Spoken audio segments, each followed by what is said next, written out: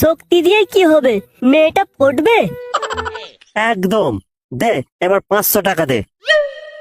500 টাকা? কিন্তু জনি বাবা, আমি তো ক্যাশ আনিনি। আপনার কাছে কি ফোন পে চলে? না, আমার কাছে ফোন পে চলে না, তবে গাঁড় পে চলে। চল ওই ঝোপটার আড়ালে চল।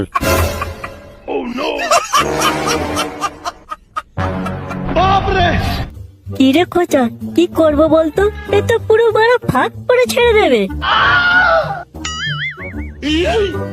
যেমন বড় ক্যাশ আনিনিস, তেমন ওই ঝোপের আড়ালেই যা। আর কি করবি বল? no, no, no, no.